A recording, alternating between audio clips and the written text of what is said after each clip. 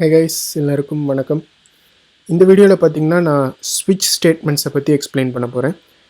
ஸ்விட்ச் ஸ்டேட்மெண்ட்னா என்ன, அது எதுக்கு நம்ம யூஸ் பண்ணோம் அப்படின்னு பார்க்குறதுக்கு முன்னாடி நான் ஒரு எக்ஸாம்பிள் கொடுக்குறேன். அந்த எக்ஸாம்பிளில் வந்து எதனால் நம்மளுக்கு ஸ்விட்ச் ஸ்டேட்மெண்ட் தேவை அப்படின்னு நம்மளுக்கு புரியும்.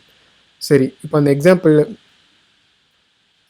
இப்போ வந்து நம்ம ஒரு வேரியபிள் டிக்ளேர் பண்ணிக்கிறோம். இன்ட் ஏ ஈக்குவல் டு 1 அப்படின்னு நான் கொடுத்துருக்கேன்னு வச்சுக்கோங்க. இப்போது இந்த வேரியபிளில் எப்போதுமே சிங்கிள் டிஜிட் நம்பர் தான் இருக்கும் அப்படின்னு நீங்கள் அசியூம் பண்ணிக்கோங்க. அதாவது 0 1 2 3லேருந்து 9 வரைக்கும் இருக்கும் அப்படின்னு நினச்சிக்கோங்க. இப்போ இந்த ஏல என்ன நம்பர் இருக்கோ அதை வந்து அந்த நம்பரை நம்ம வேர்ட்ஸாக பிரிண்ட் பண்ணணும் அப்படின்னு நினைக்கிறோம். அதாவது இப்போ A1 அப்படின்னு இருக்குன்னா நம்ம வந்து அவுட்புட்டில் 1 ONE அப்படின்னு நம்ம பிரிண்ட் பண்ணணும். 2 இருந்தால் TWO அப்படின்னு பிரிண்ட் பண்ணணும். இப்போது இந்த மாதிரி நீங்கள் பிரிண்ட் பண்ணணும் அப்படின்னு நினச்சிங்கன்னா இதை வந்து நம்ம எப்படி எழுதலாம், ஒரு இஃப் ஸ்டேட்மெண்ட் வச்சு எழுதலாம் இல்லையா? அது எப்படி எழுதுவீங்க, ஃபஸ்ட் இஃப் போட்டுட்டு ஏ வந்து 1 இருந்துச்சு அப்படின்னா cout 1 அப்படின்னு நம்ம கொடுக்கலாம். நியூ லைன் போக சொல்லிடலாம். சரி, இப்போ ஏ வந்து 1 இல்லை, ஏ வந்து 2 இருக்குது அப்படின்னா எப்படி எழுதுவீங்க, else if a equal to 2 இருக்குது அப்படின்னா நீங்கள் 2 அப்படின்னு நம்ம பிரிண்ட் பண்ண சொல்லலாம்.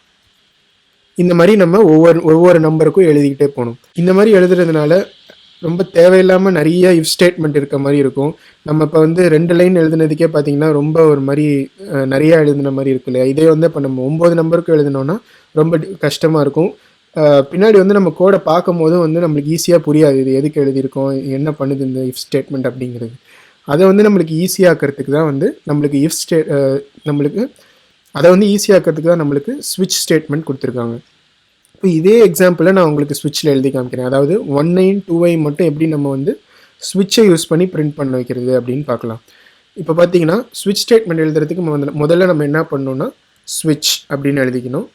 அதுக்கு அடுத்து ஃபஸ்ட்டு இந்த ஸ்விட்சில் நம்ம வந்து என்ன வேரியபிளை யூஸ் பண்ண போகிறோமோ அந்த வேரியபிளை நம்ம இந்த இடத்துல கொடுக்கணும். அதாவது இப்போ இந்த இஃப் ஸ்டேட்மெண்ட்டில் பார்த்தீங்கன்னா எல்லா கண்டிஷனுமே ஏன்ற வேரியபிளை தானே யூஸ் பண்ணியிருக்கோம். அந்த வேரியபிளை நம்ம ஃபஸ்ட்டு ஸ்விட்சில் கொடுத்துக்கணும். ஃபஸ்ட்டு அதை கொடுத்துட்டு நீங்கள் கர்லி பிரேஸ் போட்டு ஓப்பன் பண்ணிக்கலாம். அடுத்து நம்ம இங்கே வந்து ஒவ்வொரு கண்டிஷனையும் இப்போ நம்ம முதல்ல ஏ வந்து 1 செக் பண்ணணும், அடுத்து ஏ வந்து 2 செக் பண்ணணும் இல்லையா? அந்த எல்லா கண்டிஷனையும் நம்ம எப்படி எழுதுவோன்னா கேஸ் அப்படின்னு போட்டுட்டு இந்த ஏ என்னவா இருக்கணுமோ அதை வந்து இங்கே கேஸ் அப்படின்னு போட்டுட்டு இந்த ஏ வந்து என்னவா இருக்கணுமோ அதை வந்து கேஸ்க்கு அப்புறம் எழுதணும். இப்போ வந்து ஏ 1 இருந்தால் என்ன பண்ணணும் அப்படிங்கிறத கேஸ் 1 அப்படின்னு போட்டுட்டு ஒரு கோலன் வைக்கணும். செமிகோலன் கிடையாது, ஒரு கோலன்.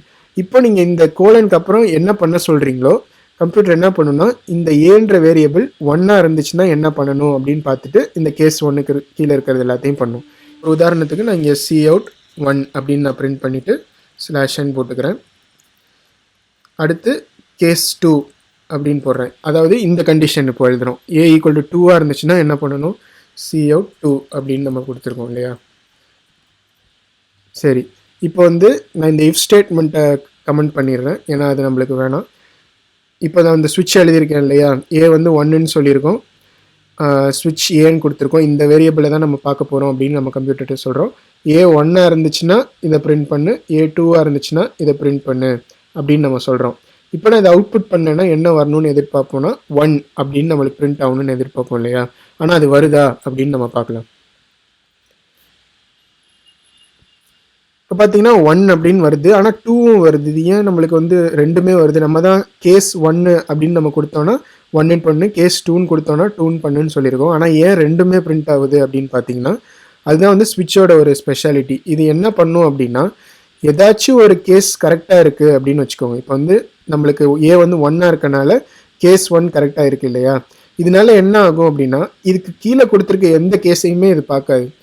கேஸ் 1 ட்ரூவாக இருக்கனால கேஸ் 1ல் என்ன பண்ண சொல்லியிருக்கோமோ அதை பண்ணிவிட்டு மற்ற எந்த கேஸையுமே பார்க்காம அதில் என்னென்னலாம் பண்ண சொல்லியிருக்கோமோ அதெல்லாம் ஒன்று ஒன்றா பண்ணிகிட்டே வரும். அதனால் என்ன ஆச்சு அப்படின்னா கேஸ் 1 வந்து ட்ரூவாக இருக்கனால இதை பண்ணிவிட்டு அடுத்து இதையும் வந்து நம்மளுக்கு கம்ப்யூட்டர் பண்ணிடுச்சு.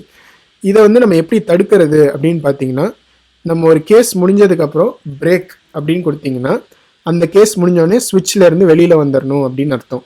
அதனால் இந்த ஸ்டேட்மெண்ட்டை முடித்த உடனே பிரேக்கை பார்த்துட்டு கம்ப்யூட்டர் என்ன பண்ணுன்னா சரி இதுக்கப்புறம் நம்ம எதையுமே பண்ண வேணாம்னு சொல்கிறாங்க அப்படின்னு சொல்லிட்டு இந்த ஸ்விட்சிலேருந்து வெளியில் வந்துடும். இதுக்கு அடுத்து என்ன ஸ்டேட்மெண்ட் கொடுத்துருக்கோமோ அதெல்லாம் பார்த்துட்டு ஒன்று ஒன்றா பண்ணிகிட்டே போவோம்.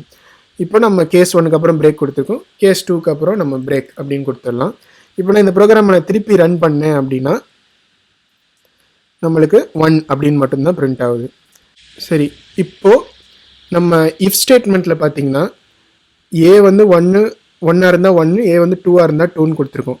இப்போ நம்ம என்ன நினைக்கிறோன்னா 1 2 இருந்தால் மட்டும்தான் வந்து நம்ம பிரிண்ட் பண்ணணும், மற்ற எந்த நம்பராக இருந்தாலும் சும்மா அதர்ஸ் அப்படின்னு நம்ம பிரிண்ட் பண்ணணும்னு நினைக்கிறோம்னு வச்சுக்கோங்க. அதை நம்ம எப்படி பண்ணுவோம்னா எல்ஸ் அப்படின்னு மட்டும் எழுதிக்குவோம். இப்போனா என்ன அர்த்தம்னா வேறு எந்த நம்பராக இருந்தாலும், அதாவது இந்த கண்டிஷனும் ஃபால்ஸ், ஏ 1 கிடையாது, இந்த கண்டிஷனும் ஃபால்ஸ், ஏ 2 கிடையாதுன்னா இங்கே வந்துடும் இல்லையா, எல்ஸுக்கு வந்துடும்.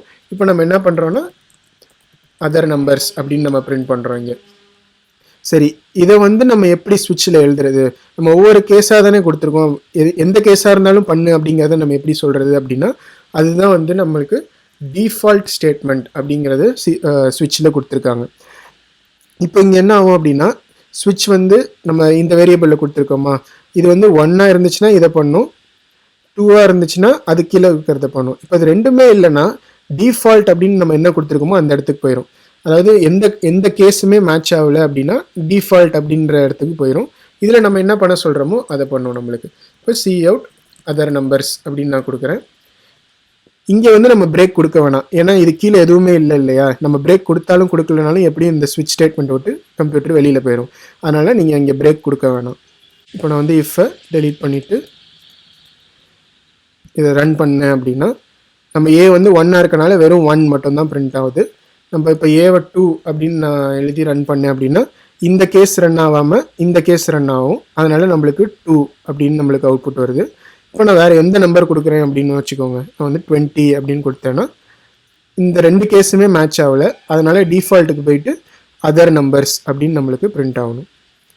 இதுதான் வந்து பேசிக்ஸ் ஆஃப் ஸ்விட்ச் ஸ்டேட்மெண்ட். எப்படி வந்து நம்ம ஒரு கேஸ் எழுதுறது அப்படின்னு பார்த்தோம், அந்த கேஸில் ஏன் பிரேக் ஸ்டேட்மெண்ட் கொடுக்கணும் அப்படிங்கிறதையும் பார்த்தோம். எந்த கேஸுமே மேட்ச் ஆகலைன்னா எப்படி வந்து ஒரு டிஃபால்ட்டான ஒரு ஸ்டேட்மெண்ட்டை கொடுக்குறது, அதாவது எந்த கேஸுமே மேட்ச் ஆகலைன்னா இதை பண்ணு அப்படின்னு நம்ம சொல்லணும்னா டிஃபால்ட் அப்படிங்கிறத யூஸ் பண்ணி நம்ம பண்ணலாம். இதை பற்றி நான் இன்றைக்கி உங்களுக்கு எக்ஸ்பிளைன் பண்ணேன். ஏதாவது உங்களுக்கு சந்தேகம் இருந்தால் கண்டிப்பாக கமெண்ட்டில் கேளுங்க, நான் உங்களுக்கு எப்பொழுதும் போல் ஆன்சர் பண்ணுறேன். இதை வந்து ப்ராக்டிஸ் பண்ணி பாருங்கள். நீங்கள் இஃப் ஸ்டேட்மெண்ட், இஃப் எல் ஸ்டேட்மெண்ட்டை பற்றி நீங்கள் பழைய வீடியோலெல்லாம் ப்ராக்டிஸ் பண்ணி உங்களுக்கு ஏற்கனவே அது நல்லா புரிஞ்சிருந்துச்சு அப்படின்னா நீங்கள் எழுதியிருந்த இஃப் ஸ்டேட்மெண்ட், எல் ஸ்டேட்மெண்ட் எல்லாத்தையும் நீங்கள் ஸ்விட்சில் எழுதி பாருங்கள். அப்போ தான் வந்து உங்களுக்கு எப்படி வந்து ஒரு இஃப் ஸ்டேட்மெண்ட்டை ஸ்விட்ச் ஸ்டேட்மெண்ட்டாக மாற்றுறது அப்படிங்கிறத பற்றி உங்களுக்கு புரியும். இந்த வீடியோ உங்களுக்கு யூஸ்ஃபுல்லாக இருந்து உங்களுக்கு பிடிச்சிருந்துச்சுன்னா கண்டிப்பாக லைக் பண்ணிக்கோங்க, சேனலுக்கும் சப்ஸ்கிரைப் பண்ணிக்கோங்க. ஒரு புது கான்செப்டோட இன்னொரு வீடியோவில் உங்களை பார்க்குறேன். பை.